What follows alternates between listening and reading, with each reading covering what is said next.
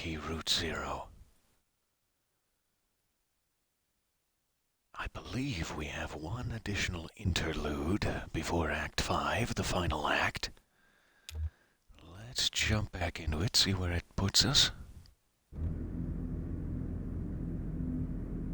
Yes, Un Pueblo de Nada, our final interlude. Or, I'm not sure if it is the final interlude. As it happens, that last one, the one that's after Chapter 5, has been scratched out the whole time. So I don't know if it unlocks later or if I missed something. So it may not be the final interlude, but our next interlude, let's say. Let's see what they have in store for us here, and then hopefully we'll have time to at least start Act 5. Launching Un Pueblo de Nada. A town of nothing.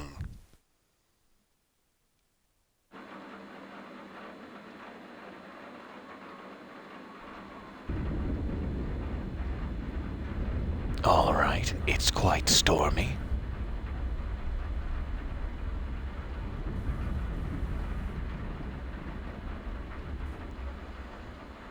We had sort of avoided the storm. Our little group saw the storm back at the Museum of Dwellings. Hold on one second. Don't want to miss anything. Our little group saw the storm back at the Museum of Dwellings. It was getting worse and worse. Julian kind of flew us out of it, and then we went underground to the Echo River. And we've been avoiding it. We've been underground for an entire night, maybe? I'm not exactly sure if time passes or if it matters. But the storm continued to rage above us. I think we're now probably back near the beginning of the storm. This has likely jumped us back in time a little bit, but I'm not entirely sure. Maya, I'm not late, am I? This must be our guest. Emily. Oh, hi, you must be, oh, sorry. Yes, I'm Maya. Right, the traveling artist. Welcome. I'm Emily. I, work here? Oh, great. Rita says you're the producer? Emily. Oh, did she? I guess so. I do a little bit of everything. Yeah, I know the feeling. You weren't around earlier at the, lunch thing. No, I don't live in town. I just come in to work on the station. Oh, really? Well, that's quite a hike, isn't it? I know some shortcuts. I wonder if this is the same Emily, Ben, and Bob have been acting as our Greek chorus throughout. I wonder if this is the same Emily. I'm assuming so. Okay. We'd better get started. Good morning in the chat there. So nice to see you. Sorry to launch into things without giving you your proper due. Good morning and welcome. Alright. Maya, you look, busy. No, it's okay. I think we're about ready to start the broadcast. Oh, should I go sit down? Not just yet. Rita does a little intro, see? Ah, got it. Okay. Quite a crowd in here. Really? There's like 7 or 8 of us, I think. Yeah, well, for this town, I've barely seen anyone all day. Good morning to you as well. Oh, I am doing well, and thank you. I mean, a few days away from my work desk has done wonders for my mood and my complexion, I'm sure. Go ahead, pinch me. I'll bounce right back. What? Alright, so sorry. Oh, yeah, it's a ghost town here. Yeah, kind of. It's not quite as funny as it should be, after everything we've been through. It is kind of a ghost town, isn't it? Emily. Okay, I'll check if Rita's ready. You can just hang out back here somewhere. We'll let you know when it's time to come on set. Great, thanks for having me. You too. I mean, you know what I mean. Why am I so awkward with the visitors here? Oh, we've all been there, Emily. It's not your fault. It just happens when you have lips, and you have to communicate through them. It's not your fault. I'm just used to seeing the same 12 people day in and day out, I guess. Good morning and welcome. And thank you again for letting me peek over your guys' shoulder last night as you played Deceit. That was very fun to watch. And very, terrifying? Is that the word? Lucky I was at home when I was watching. Plenty of changes of pants. Anyway, we're moving on.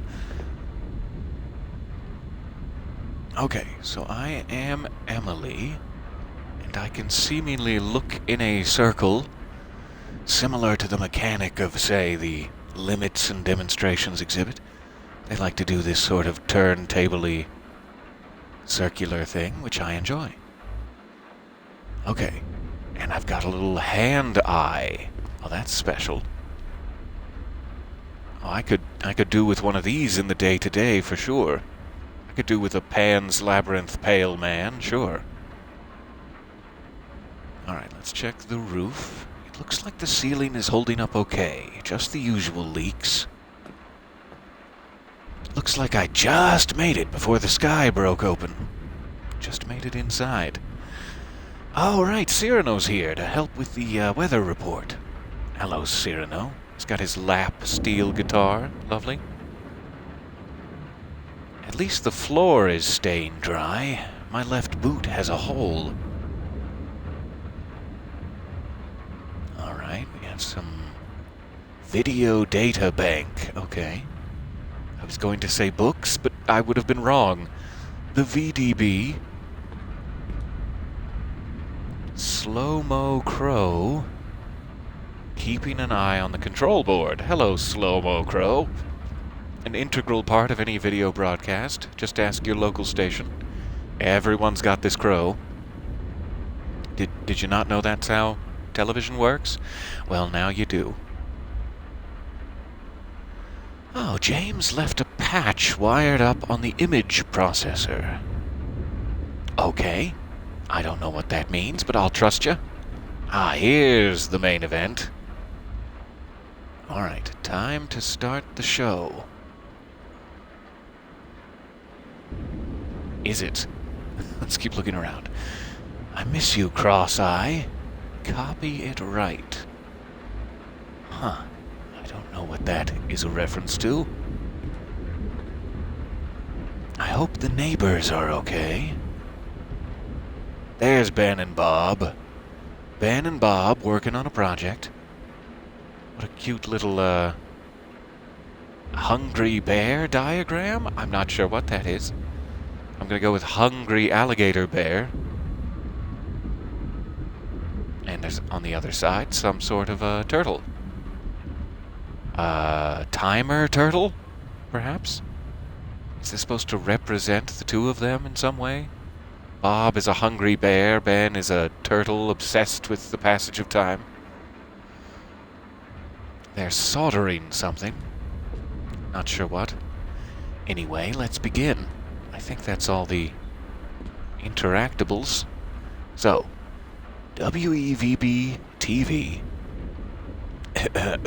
Excuse me. I'm pressing a button. Alright, okay. Ready when you are. How does it look outside? I'm assuming that's Rita in the chair. It looks gross. Yeah, it looks gross outside.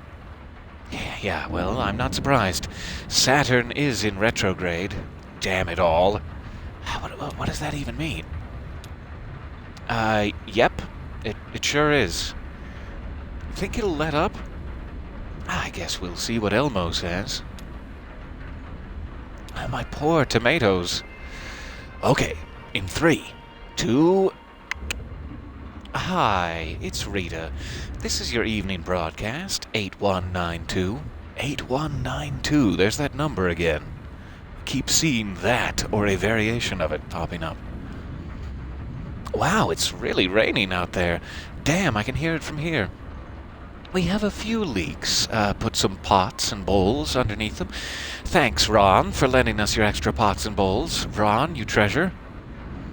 I hope you had a good day, despite the weather, although it was really nice earlier, right? I had a good day today. I met a new friend. she's going to join us in about a minute or so. Maybe you saw her earlier, around lunch, or, well, if you didn't meet her, then, well, you'll meet her in a minute. Or if you met her already, but you still want to hang out, I'm sure there's plenty that we can talk about.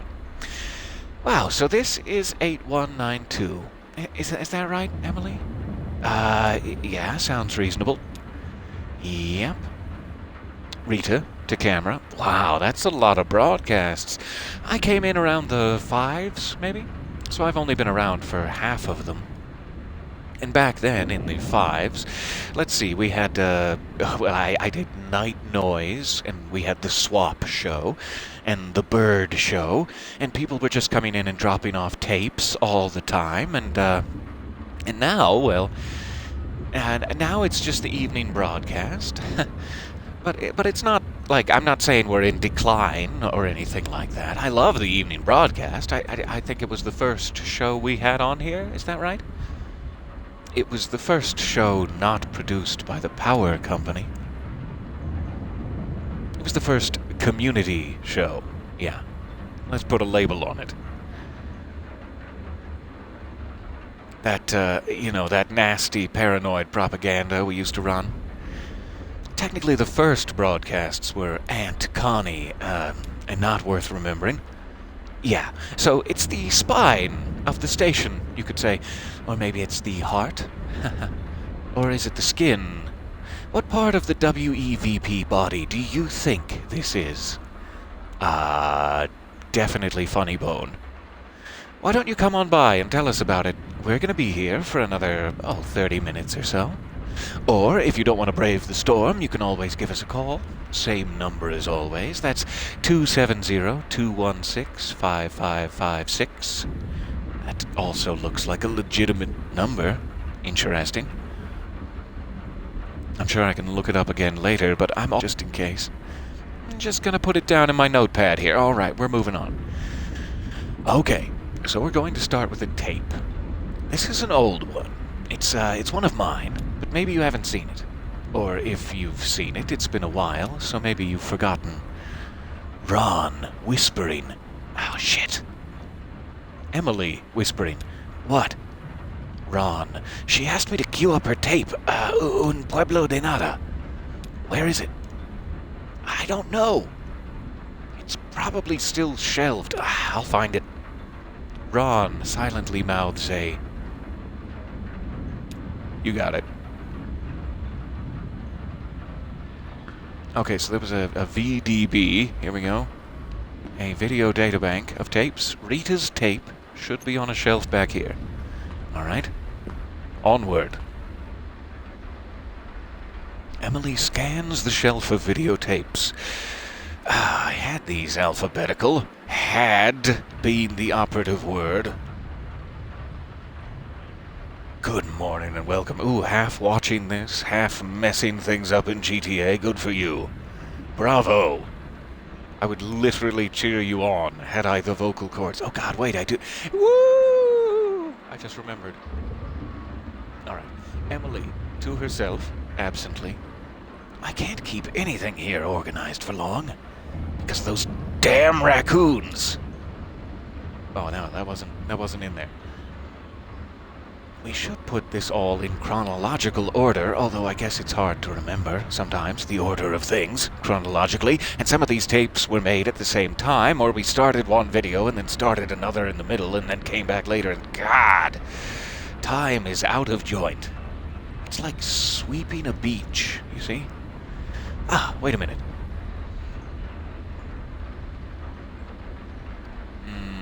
Something fell behind the shelf here. Wouldn't that be crazy convenient? Let's do it. Emily pulls a grimy tape case from behind the shelf. Oh, gross, it's damp. Okay. Okay. She opens the case. It's empty. Ralph borrowed it. No, wait, that's an option. Hold on.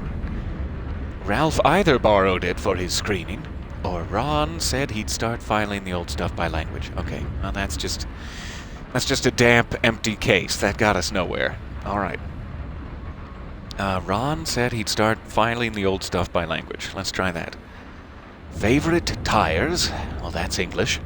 Disagreeable birds, yep, I recognize that. The zone? That's in Japanese. Fiesta salvaje, getting warmer. Un pueblo de nada, ha ha ha. What would you all do without me? Oh, we'd be sad, Emily. First of all. Alright, let's put it in with the crow. Here you go, slow-mo crow. There's your tape. Here you go, Mo. Now hold off on playing this until Rita's done setting it up, huh? I know you get excited, what with your beak and the poking, but just hold your horses. Sorry, should I say hold your crow? Is that... I don't mean to interspecial mix. We're moving on. Thanks, babe. She calls the crow babe. I find that charming. Alright. Back to the broadcast. Hello, Rita. I hope the sign isn't getting wet. That's a good hope. Ready when you are, Rita. Rita, some people that lived here a long time ago, before the company town, before the airstrip, like over 100 years ago. Okay, so I hope you enjoy it. To Emily. Ready, Emily? Oh, I'm ready. And we're crowing it up. I mean, we're queuing it up.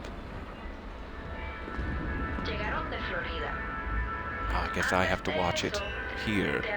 I don't know how I expected it to play over here. That would be crazy.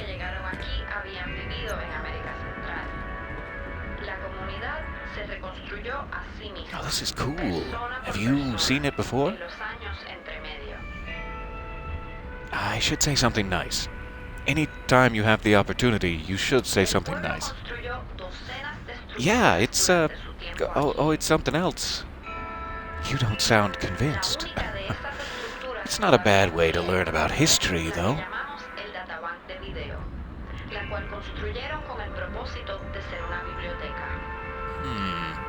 Options are I helped Rita edit this, she did a lot of research for this tape, or I can't remember where the music for this video came from. I'm gonna say she did a lot of research for this. The people of nothing. We still have a few of those worn-out notebooks they left, so I guess it could be people or a group of people rather than town, as I was mistranslating. I guess that guy from the university took the rest. What did he say he was working on? Oh, right, the Archive of Utopian Thought. Some big preservation project, I guess. So now the people of nothing are on a shelf somewhere. And here, on this tape, it is history, right? Or is it just a story? Seems kind of sad now. I guess it's kind of a memorial. Those are always sad. A memorial to the people who used to live here. Or is there even a difference? Although, now the tape is just here, on a shelf. And every once in a while we dust it off and it shuffles around the airwaves again, you know, like an old dog. Sorry, did I say something wrong, or...? Oh, no, I'm sorry, I just have some weird shit going on in my head tonight. You know what I mean? Oh, sure, it's okay. Sorry, I spaced out. Oh, don't worry about it. You should, should I go sit? Yeah, it's almost over. Alright, segment with Maya coming up next. Maya, Rita, ready? The floor is becoming a little wet. You can see little puddles here. The roof is also looking a little more soggy and dripping a little more rapidly. Alright, next up is Maya's interview. Scrawled piles of dirt. Just barely across the screen there. I wonder if that's the subject of the interview? Let's go. Rita, to Maya. So, where are you staying tonight? Oh, here in town. Oh, good. Yeah. even before the storm came in, I thought it'd be nice to get some rest before the long hike back to the highway. Ron offered his, loft. What? Oh, he said I could sleep in his loft. Oh, honey, he's talking about his barn. Ron, nobody wants to sleep in your barn. Ron, how could you? Ron shrugs. It's warm and cozy. I've slept out there 100 times, and it's not haunted. Oh, but it is, Ron. It is a haunted barn. Hauntings aside, though, it's not a very comfortable barn, Ron. You should know this. I mean, I can sleep anywhere, but I think the last time Bob slept in there, he needed a tetanus shot after. But that is Bob. You know, he's a hypochondriac. Not sure he even really needed it. How about you stay at my place? Good for you, Rita. Oh, thanks. With that storm coming, I should probably find somewhere to stay out here tonight. I guess the loft is free now, if I dare. But maybe the storm won't be so bad. I'll say this one now, because it'll probably be really tragic later when the floor gets more puddly. Alright. Rita, do you need anything? Maya?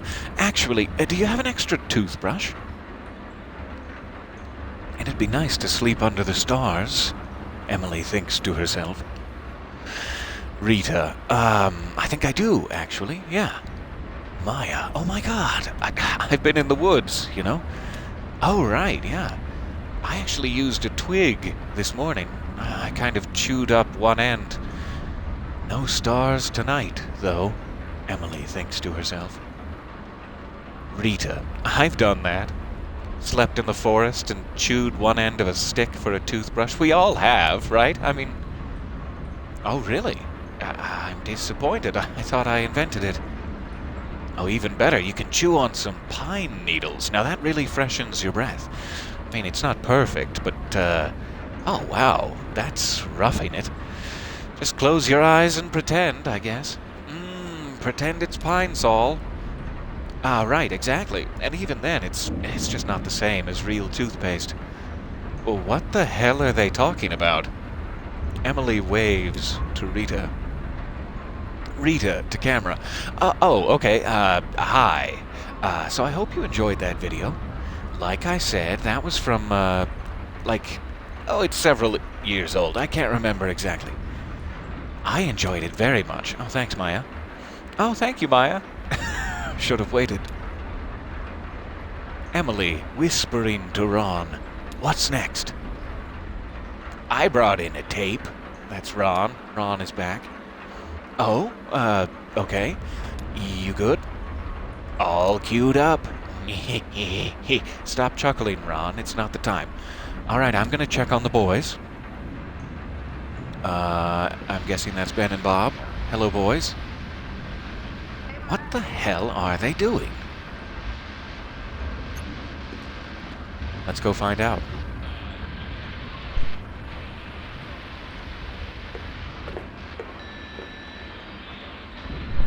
Oh, someone has just passed by to go sit.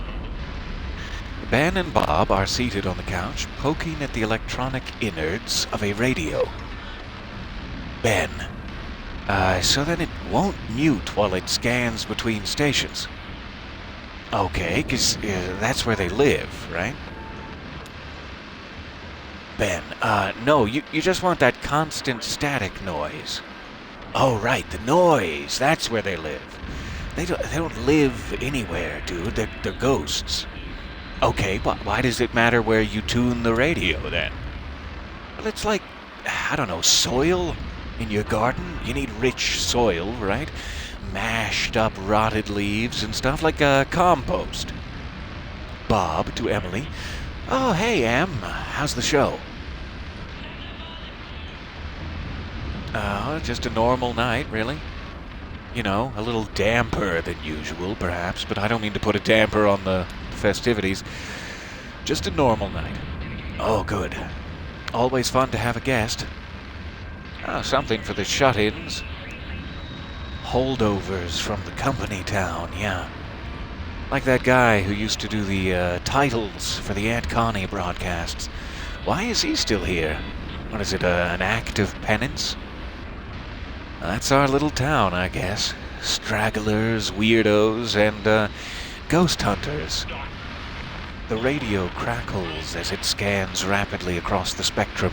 Snippets of voices mix with colored noise and unfamiliar interference patterns. Ben, did you hear that?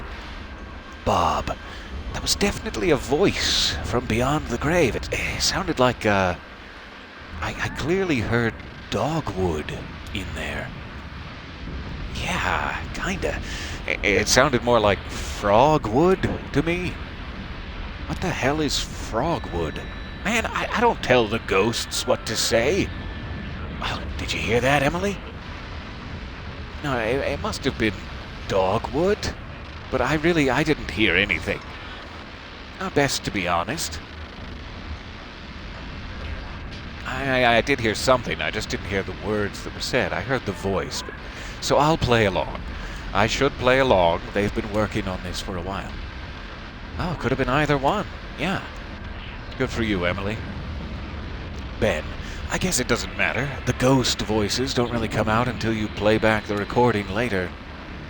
They only exist in recordings, like a copy without an original. A mirror reflecting something that isn't in the room. Eerie. Like the mounds.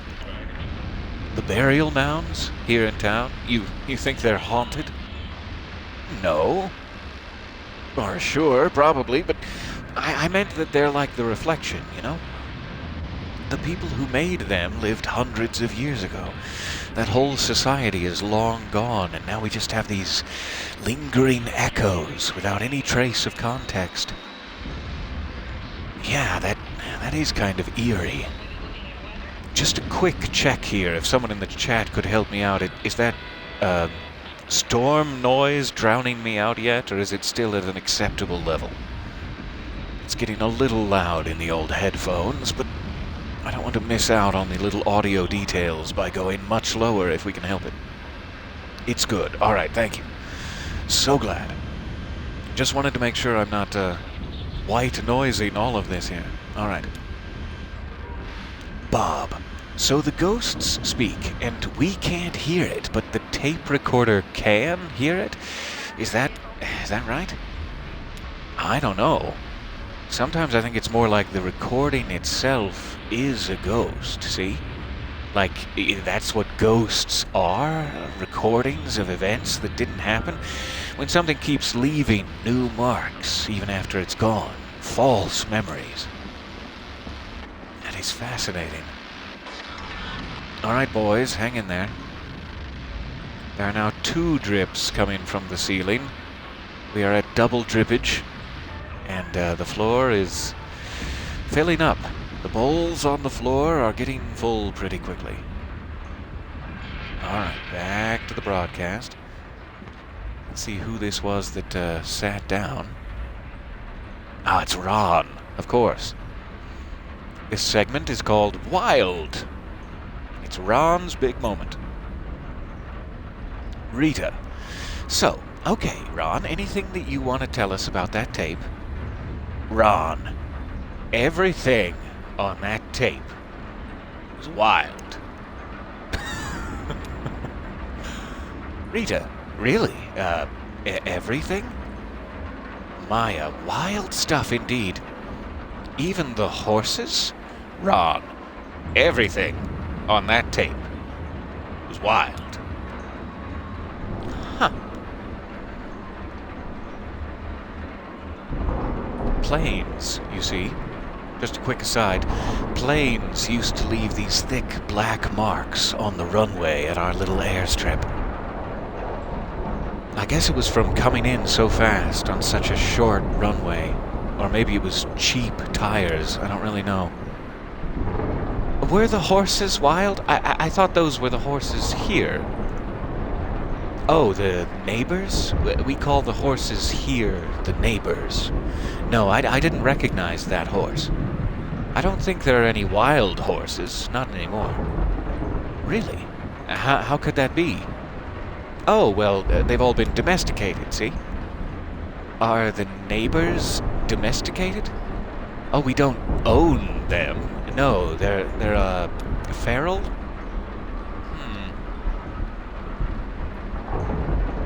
The tracks on the runway would bleach out in the sun, but then the next time that it rained, they'd appear again as oily after images on the runway.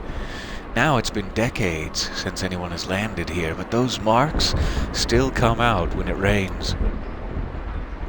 Maya. Oh, right. In your documentary, you'd said that the people who used to live here had freed their horses.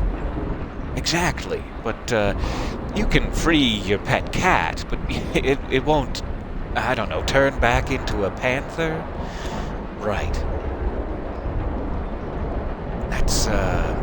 It's kind of haunting, or that's a kind of haunting.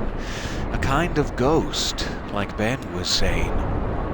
But everything is a ghost around here these days. It's a ghost town, with people still living in it, against all reason. Despite all the pain in this town's history, the Pueblo de Nada vanished. The airstrip went bankrupt. The company town buckled under guilt and exploitation. Even the first people here, all we have left of them is their graves. Maya, what about the dogs? Rita, yeah, Ron, was the dog wild? No, everything, see, everything on that tape was wild. Oh, thanks, Ron. I just hope our ending isn't so dramatic. Maybe we can just decline peacefully into irrelevance. Wouldn't that be nice? And then one day just stop completely unnoticed. Oh, that sounds great. Rita, it didn't look wild to me, the dog. No, I guess it's a matter of perspective. I'm not sure I agree, but, well, now it's time for the weather. Thanks again, Ron. We're hanging on long past our expiration date, Emily thinks to herself. Rita, well, the weather should be pretty, wild. Right, Ron? Right? I get it. I can hear it for myself right now. Yeah, it's getting pretty intense out there. Do you get storms like this a lot? Oh, more and more, yeah. Right, of course. And then, Emily thinks to herself, of course, there is the actual ghost. All right, here's Elmo with the weather report, and oh, lucky us, we have Cyrano Cole, who stopped by to add some drama. Musically, you know. I hear he's going to be at the Rum Colony later tonight if you need a cocktail after the show. That must be where we met him, just literally later tonight. So yes, we must have gone one day back in the past for this interlude, or several hours at least. So, let's go live to Elmo for the weather report. Elmo says it's gonna rain! Oh, different Elmo, I'm sorry. Oh, is Elmo ready? I should make sure the camera's pointed in the right direction. Alright, swivel, swivel. Here we go.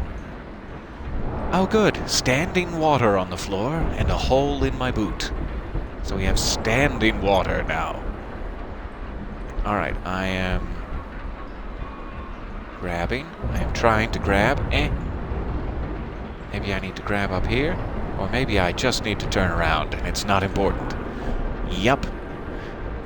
Here we go. I don't actually need to turn the camera. Or maybe this will do it. Elmo and Cyrano are killing this weather report. Its dying screams of agony can be heard from several towns away. It appears as though they're using a knife to first make several puncture wounds in the sternum of the weather report, and then they appear to be holding it down as they slit its throat, slowly with a serrated saw blade. Wow. This is terrible. Oh no, none of that was happening at all. I'm sorry.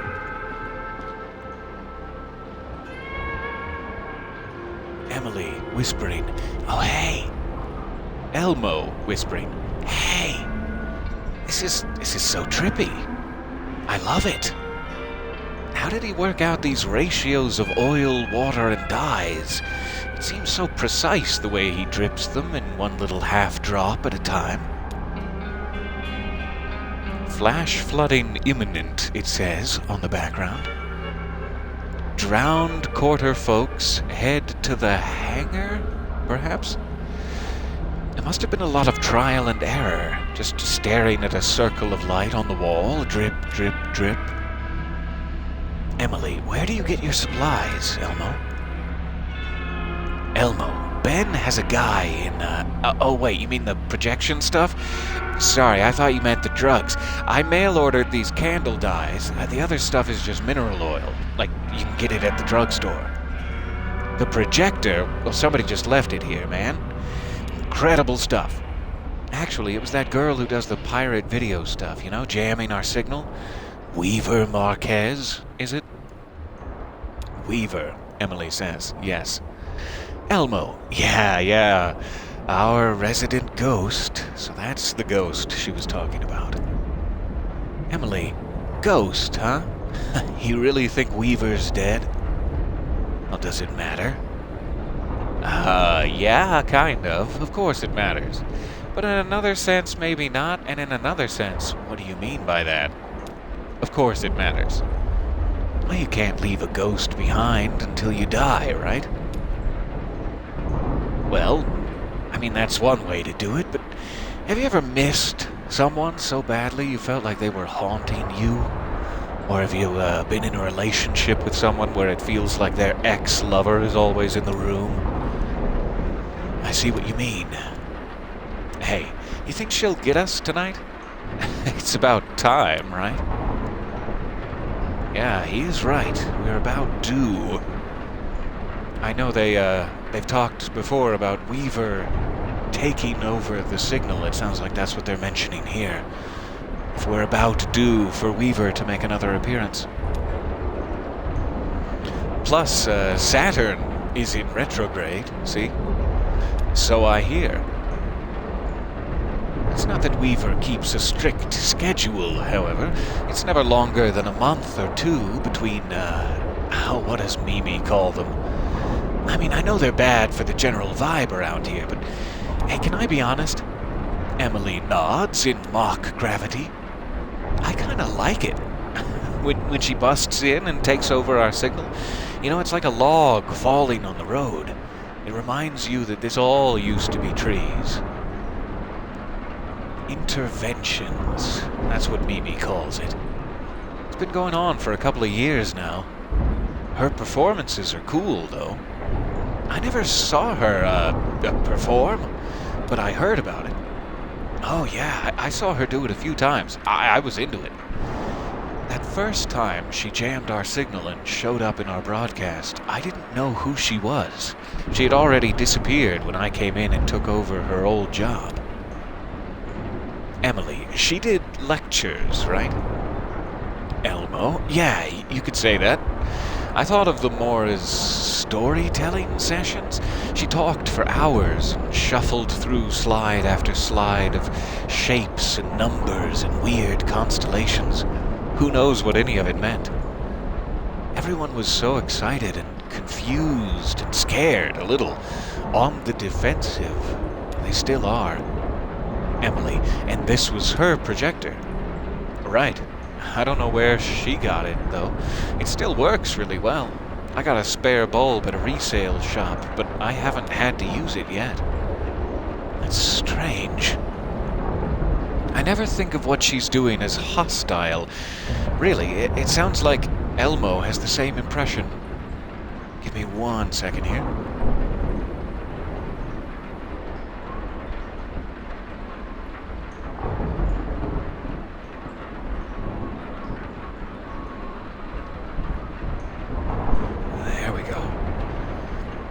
Amazing what a sip of water will do for you. All right. Emily, what happened to the rest of her stuff? Elmo, I bet her slides are still here in the studio. Maybe with the posters? Sherry has all of Weaver's old notebooks. I know that. She keeps them in her archive. You know, the big blue filing cabinet? with the daisies painted on? Yeah. Anyway, the really hard part to find is these two pieces of glass. They have to be paired very precisely. I had to get these from the clock store over in Glasgow. That's where they come from. Clock faces. Oh, thanks for the tips, dude. And about your guy, can I get a number or an alleyway to meet him in? Or, yeah, whatever. Just slip it under my door. Oh, yeah, anytime, dude. Thanks, Elmo. Alright, successful weather report. What are you looking at, Slow-Mo? I love to have wet socks. She's being sarcastic now. She's being sarcastic in her observations. Looks like the ceiling panels are swelling a little. Alright. Back to the broadcast. Back to you, Rita. Thanks, Elmo and Cyrano. So next we have a selection from the video databank. You're gonna like this one, Maya. This one's about caves. Ooh. Yeah, local caves.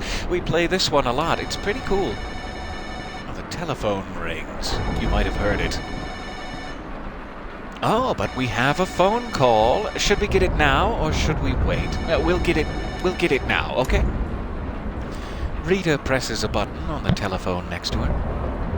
Hello, WEVP. Jeff on telephone loudspeaker.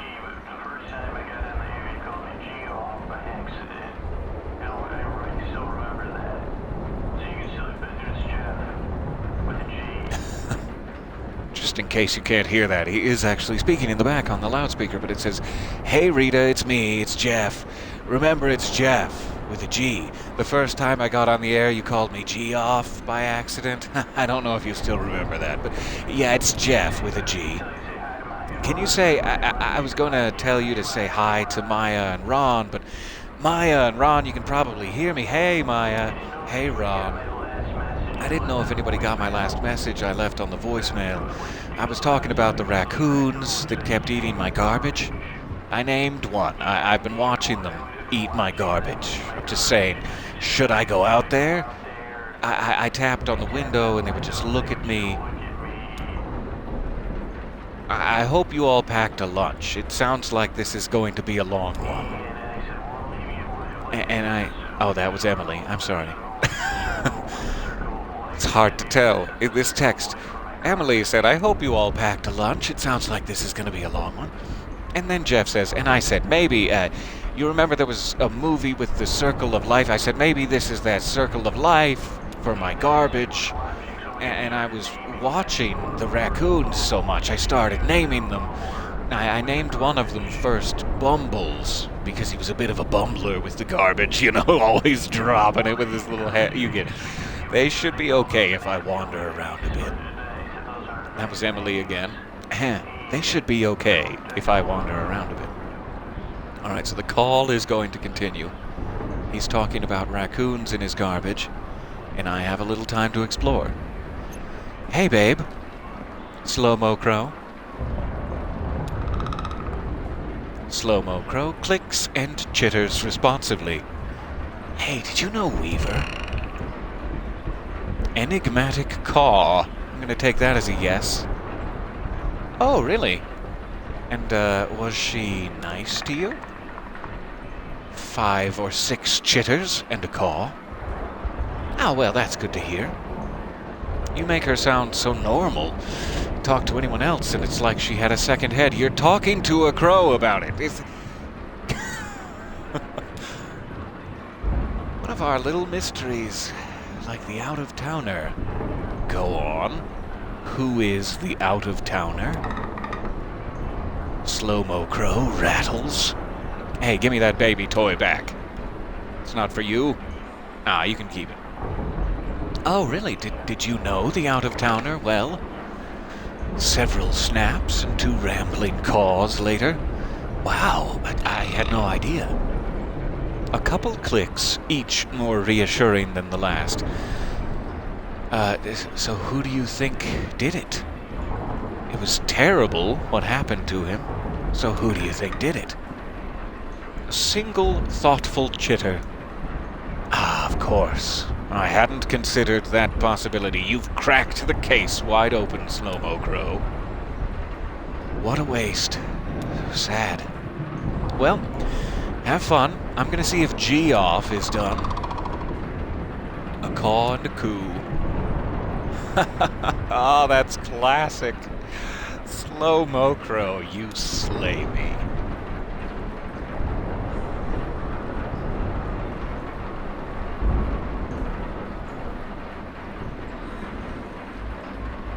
I wish real weather reports would do that. Maybe I'm not hanging out in the right local towns.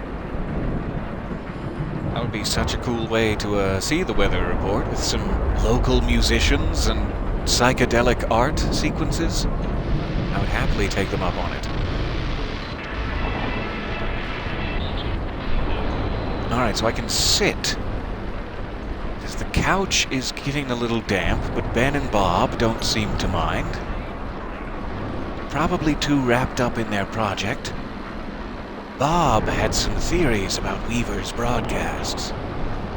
He was considering how she might be tapping into our wires here in town. He built a model, like a proof of concept.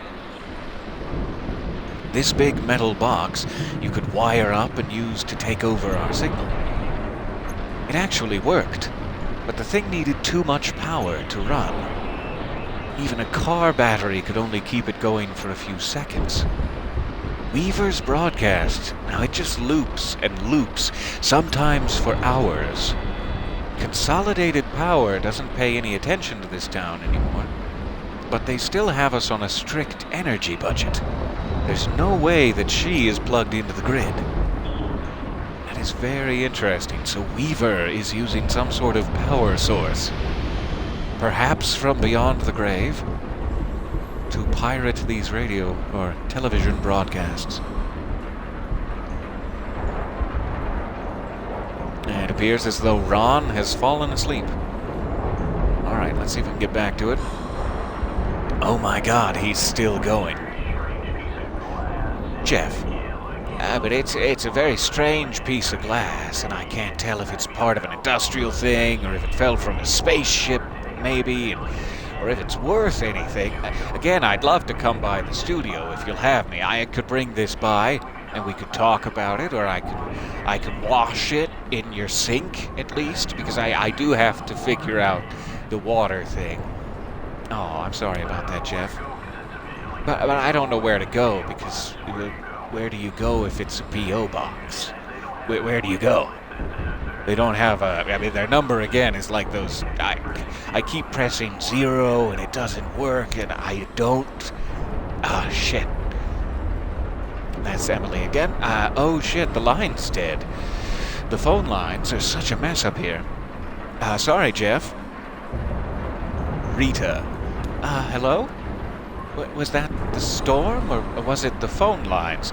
Man, they're really flaky. Business as usual. He has a really soothing voice. Oh, that's Jeff, I think. He's a regular caller. Maya, he's asleep. Maya indicates Ron, who has fallen asleep in his chair. Oh, well, I'll let him sleep. It's getting very loud out there. Okay, well, let's play the tape. This is cave art. It's a classic around here. I'm excited. Oh, it looks like Mo's got this one all queued up. Way to go, Mo. I should let Maya enjoy the tape. So, if Weaver is a ghost, by some agreed-upon definition and mechanics, that means WEVP-TV is haunted. Should we be doing something about that? Aren't you supposed to, have an exorcism or something? I mean, you can't just leave a place haunted. Now, the storm is gone, but there's someone playing a theremin somewhere? That would be negligence to leave a place haunted. I'd miss her, though. I'd miss Weaver. I guess there are good ghosts and bad ghosts, like spiders. Good in the garden, bad in the shower. A loud crashing noise from outside wakes Ron up and vibrates my controller, something fierce. What the hell? What was that? I'll check it out. Yikes. Should we go help? Oh, no, he's, Oh, the tape is over. What did you think? Oh, that was great. Yeah, I like that one. That sounded pretty close. Oh, no. Is the power out or just the lights? I don't know. I'll take a look. Maybe a fuse blew on a relay or something. Some scared rat chewed a wire. Abandoned ship. I'm just kidding. I guess I'll take a look around and see if anything's smoking. Alright, so now it's pitch black. There appears to be a constellation and a lady or a figure in the constellation. Maybe we should call... no, the phones are definitely dead now. I guess it's up to me to figure out what's going on here. Is that a... No, of course not.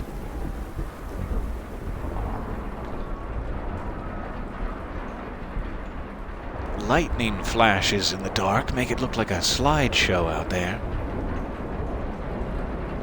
Ben and Bob are still picking away at their project in the dark as the storm bears down on us.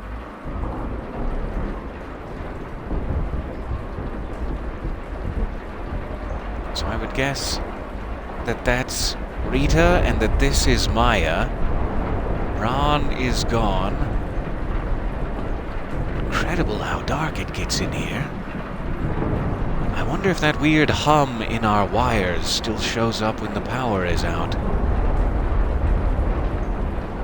It feels like feathers. Oh, I'm sorry, Mo. Just groping for Crow over here.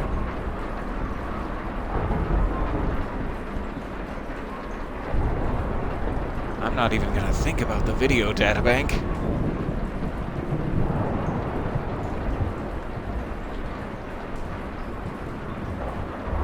If this storm just wiped this town off the map, where would everyone go? There's the silhouette of Elmo. I wonder if the projector floats. There's the silhouette of Cyrano with his lap steel guitar. Hope you're not late for your gig, Cyrano. And who is that? Nikki, are you having trouble with, Oh, I spoke too soon. I thought your power was out. Yeah, it just came back on. Weird. Good, though. You made it, in this storm. Oh, I'd never miss the evening broadcast. To be honest, it's the only time I get to share my work.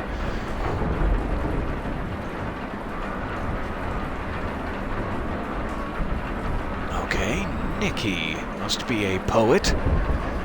So the options are, she's still carrying a torch for the out-of-towner, who must have been murdered, I'm guessing. They've mentioned a few times a person who came in from out of town and was killed. And the other option is, I wonder how many people even tune in at this point. Is she just reading her poetry to us here in the studio? Let's try the first option. Oh, sure, of course. That's great. Wow, it's pouring out there. I think they have some paper towels over by the set. Oh, thank you. Well, ready to go? Ready. Alright, the icons have changed again. The ceiling is falling apart. Some of the studio wiring is now in puddles.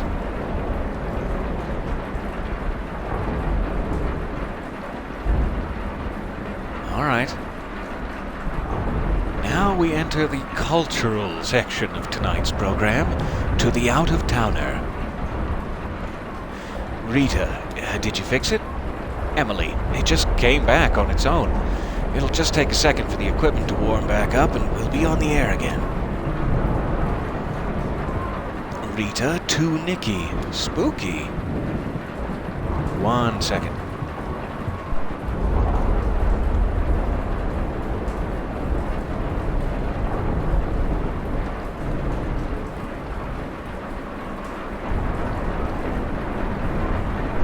All right. Nikki, it's a disaster out there. The neighbor's barn is practically underwater. Is that the neighbor's barn, meaning adjacent to us, or the neighbor's, meaning the horse's barn? It's not capitalized. I don't know. Rita, wow, so just completely flooded. I passed Ron on the way in.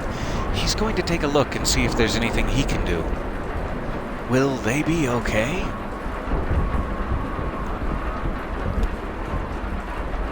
Oh, Ron knows what he's doing. He used to be a firefighter. That's a little bit different, though, right? I guess. Nikki hands some wet paper towels to Rita. Oh, thank you. Pre-wet paper towels. These will help. Oh, thanks. Nikki pulls a journal out of her jacket pocket. I brought my work. Oh, good.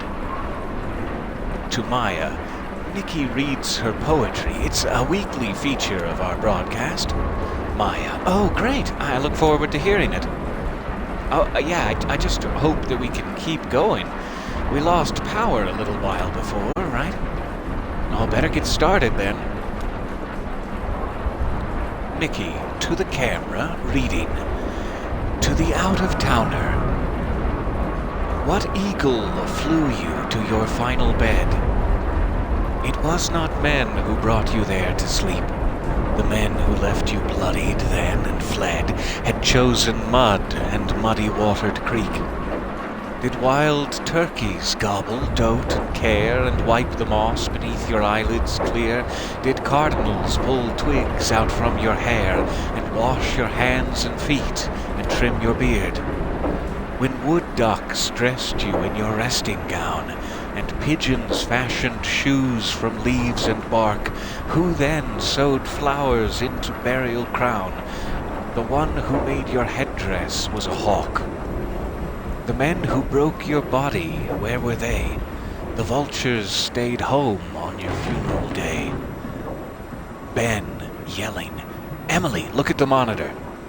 Emily, dude, be quiet, we're live right now. No, we're not, look.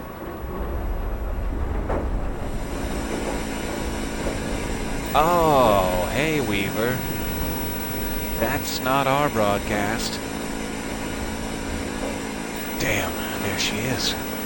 Elmo was right. Rita, what's wrong? Emily, it's her. It's Weaver. Oh, really? Tonight? I'm sorry about this, Maya. What's going on? Local prankster. She jams our signal every once in a while, whenever the stars align. Prankster? That's not the word I would use. Damn, so what do you do about it? Oh, we just wait until she's done. We've never been able to stop her from jamming us. We don't even know how she does it. We should be back on in a minute, though. Don't worry. Here we go.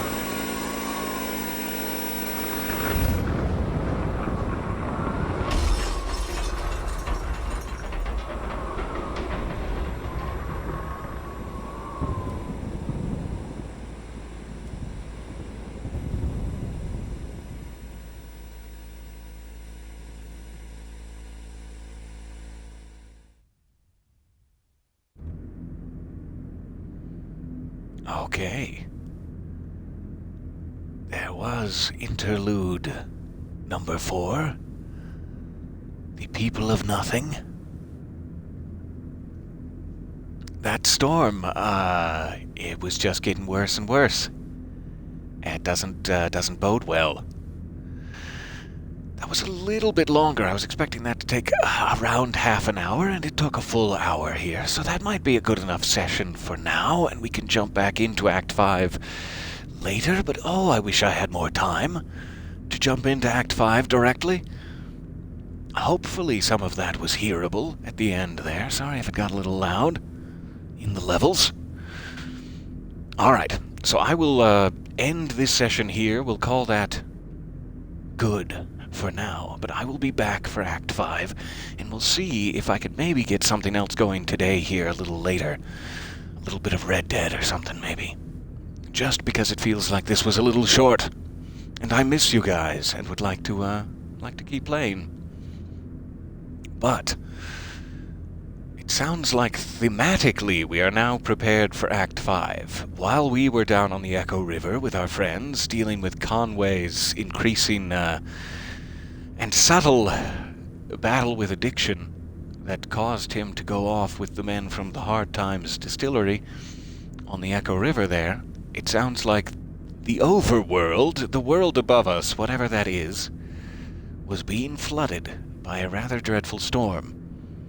And there's a sort of implication that behind the scenes it's all being manipulated slightly. The strings are being pulled by a ghostly figure, Weaver Marquez, who may be dead or maybe not, who is seemingly trying to send warnings or messages or something involving this storm. And I cannot wait to see how it all comes together in Act 5. I don't know what they're planning, but I'm looking forward to it. While we have one quick second here, actually, let me back out. And I keep seeing that this limits and demonstrations is not crossed out as though I missed something. This was pretty short, so let me just jump back in there and see if I can figure out what I missed.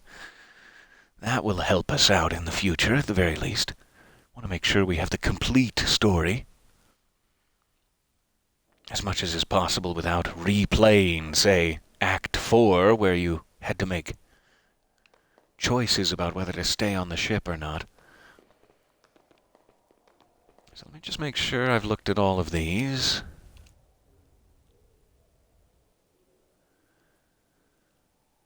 I'll read it again just in case. This was already covered in a prior session, but why not?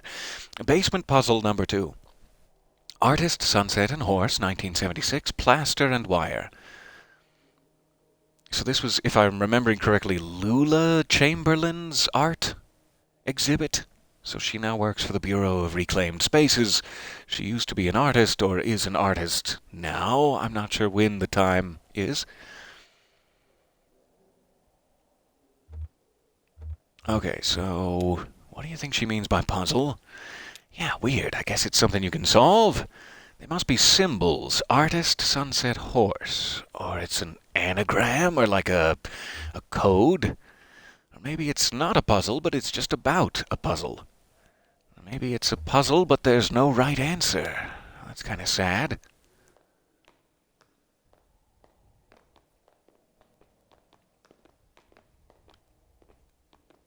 This is the one where I'm thinking probably something is hiding from us. If there's something too complete, it's likely on this choose-your-own-adventure tape deck thing. Overdubbed Namjoon Pike installation in the style of Edward Packer, 1965, 1973, 1980. Magnetic tape, handheld tape playback head, speaker system, voice of the artist, computer synthesized speech. Ah, I read about this one. It's interactive.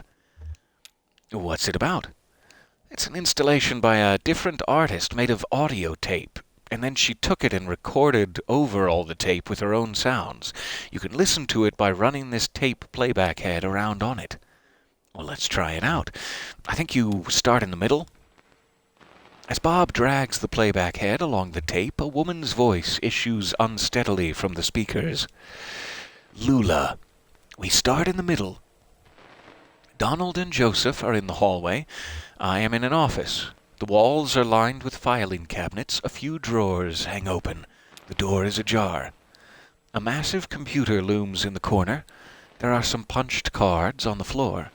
A synthetic voice recording, spliced awkwardly into the tape, lists out options in monotone. To examine cards, rotate 30 degrees, advance 7 inches. To leave room, rotate 17 degrees and advance 4 inches. To activate computer, rotate 200 degrees and advance 15 inches. So I don't remember what we did last time. I'm hoping we can get a different option this time. I'm going to examine the cards. Encoded in the holes punched through these cards is a first draft of the Poetics subsystem. I can't read punched cards by sight. Donald can, I think. Anyway, this version was pretty underwhelming. Alright, activate computer. So loud. I love it. I'm now holding 2 punched cards. On one of them, Joseph has scribbled a note. Caves. The other is blank. To insert Caves card, rotate 11 degrees and advance 2 inches. To insert blank card, rotate 95 degrees and advance 14 inches. I can't remember if we did the Caves card last time. I'm going to assume so and try blank. Bob moves the playback head to another strip of tape. I am standing in a hallway. The walls are a blank beige. It's just after winter quarter but before spring, so there are no students around. Usually these walls would be papered with flyers announcing new student clubs, looking for roommates, selling old textbooks, but now they're blank. It seems like it skips around a bit. Donald is here, scribbling on a scrap of graph paper. Joseph is here. He can hear me talking into this tape recorder. Joseph, distant. You sound like an anthropologist, Lula. Donald, distant. An anthropologist? Joseph, distant. An entomologist. To lean on Joseph's shoulder, rotate 70 degrees and advance 11 inches. To take Donald's hand, rotate 270 degrees and advance 2 inches. Lean on Joseph's shoulder. This is the beginning of the tape. I'm at home, alone. Joseph just left. We had an argument, but, it'll work out. Wow, this is kind of personal. Yeah. What time period do you think this clip is from? The title card says 1965, 1973, 1980, so if this is the beginning, I guess that's 1965. And the first one we heard was 1973 then, the middle. I usually start here, in my home, whenever I'm sketching out a new piece. I start by just looking around. My closet door is open, and I can see a few sweaters and a dress I like. To go downstairs. To think about dresses. Let's think about dresses, yeah. Absolutely. It's kind of a terrible dress, actually. Denim. The breast is embroidered on one side with a crude sketch of a tall man in working clothes, but one of his legs is obscured by the lapel. I guess I just like the cut and the color.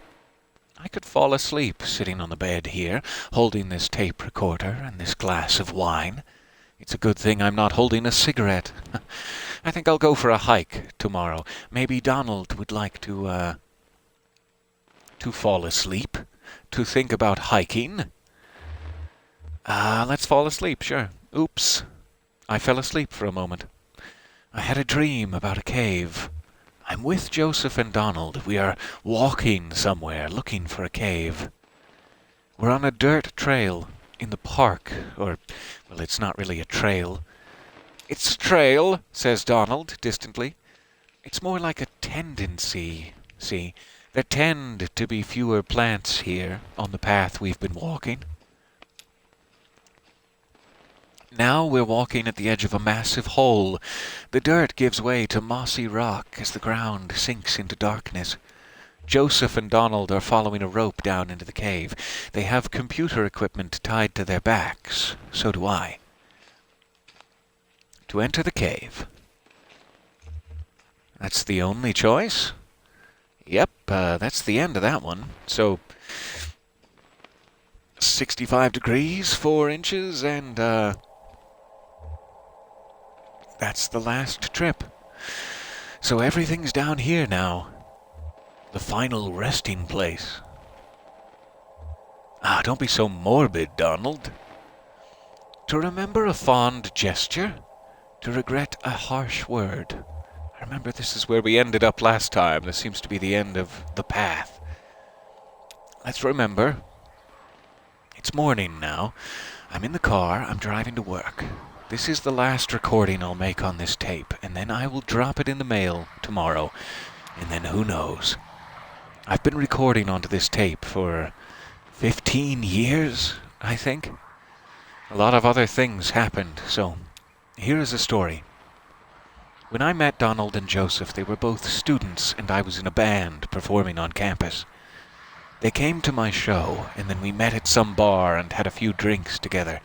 Joseph wanted to impress me, so he stole a metal cocktail tumbler and gave it to me. We got kicked out, wandered drunkenly until morning, and finally ended up at a diner. And now I use the tumbler to store extra pens on my desk. So, I'm almost out of tape. I guess I'll just let it run out while I drive.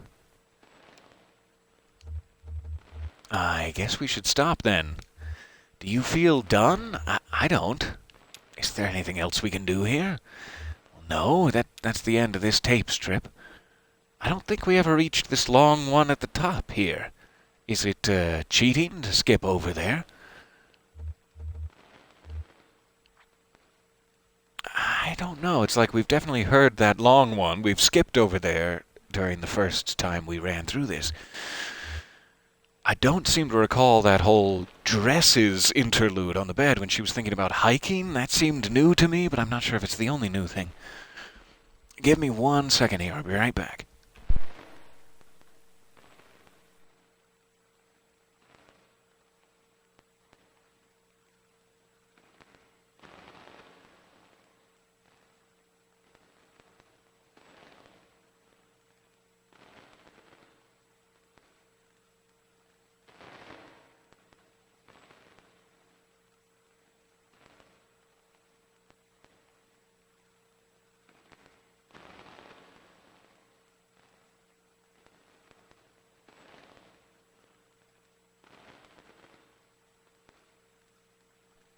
Alright, so sorry. So let's just stop here. And he's still saying, yeah, I feel unresolved about that. That's absolutely fair.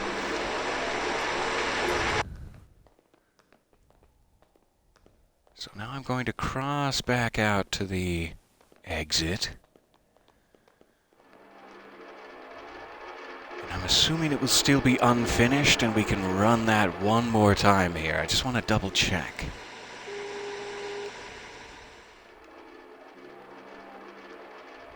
Alright, passed it by. Can I not leave until after I've seen everything? That would be weird.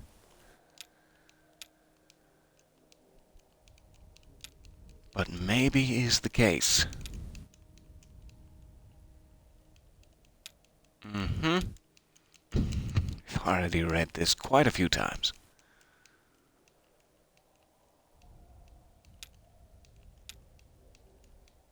Alright, so let me try quit, back to the circle.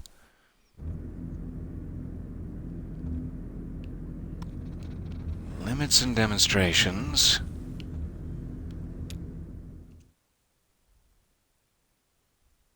See if we can start that over again here.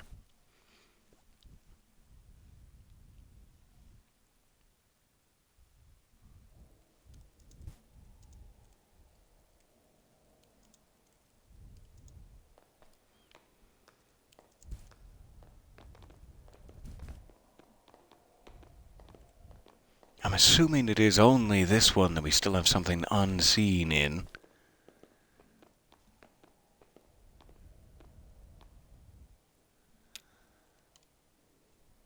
I'm not sure if it's just a matter of progress made, like you just have to do it a couple times to see all the options, or if I keep getting into the same track of the wrong option or whatever. Okay, so how does it work? It's a bunch of old tape. Oh, that sounds great. Let's try it. Okay, so we start in the middle.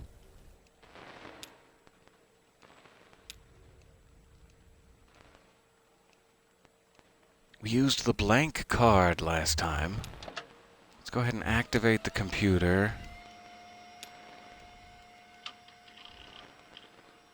Let's do Caves card.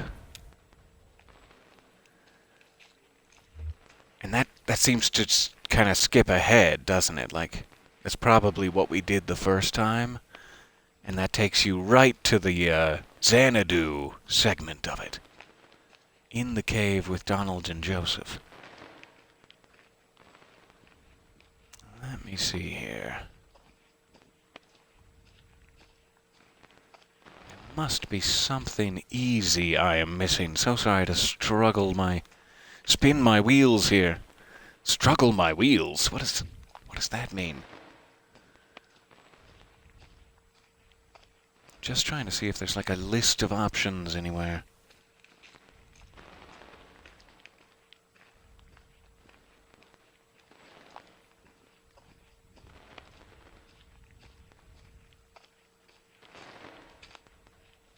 Nope. Sure don't see any. So I'm not sure. Let's see what this leads to. Same options. Walking along the dirt. We go down into the cave. Enter the cave.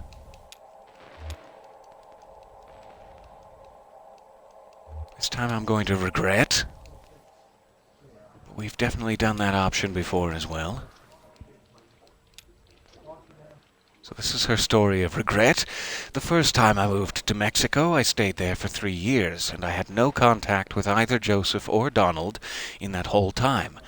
They each thought I'd done it to spite them, and maybe I had in part, but I don't think they ever appreciated the community that I had in Mexico, or... Anyway, when I came back, I didn't call them or visit the university. I ran into Donald completely by chance at a hardware store. He asked me why I hadn't called, and I told him that it hadn't occurred to me. So, I'm almost out of tape. I guess I'll just let it run out while I eat. I guess we should stop then. Do you feel done? I don't. Is there anything else we can do? No, that's the end of this tape strip. I don't think we ever reached this long one at the top. Is it cheating to skip over there? I won't tell a soul. Let's try skipping over there again, though again, we have done this before. It doesn't seem like the answer lies here. Alright, Donald, distant, think of our work, our research. You'll die in these damn cold caves, and what about those men? You know they'll come back. We'll go deeper, that's all. They'll never find us. Did you hear their voices? They'll find you, but not me. I'm going back to the surface. Stop! Your stupid fight is ringing through the whole damned cave. Joseph is right. We can't stay here. I am leaving too, but I'm not going back to the surface. I am taking my station wagon, and I'm heading down the Zero. You'll be lost forever. But we need your voice for the machine. Lula, it only recognizes your voice. I'll send you this tape when I'm done recording. I'll put it in the mail, and then you can see what your damned machine does with it. Oh. So yeah, if you do that option, you cannot, like, get back into the tape player during that same session. Which makes it, very strange.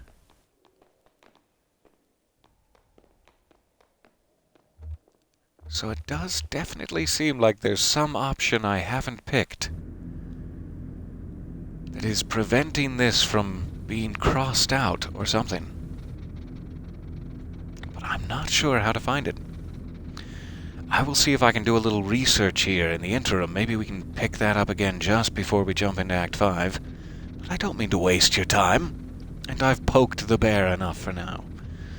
So, we will be back for the final concluding chapter, Act 5 of Kentucky Route Zero, and we'll figure out our sundry items. Thank you so much for your time here. Sorry to ramble there at the end. I appreciate it, and I will hopefully see you guys tomorrow morning for Act 5. If I don't see you again later today, randomly as a surprise. But who knows what might happen. Hopefully you're having a wonderful weekend. Hopefully it continues, and I will talk to you later. Smooches for now.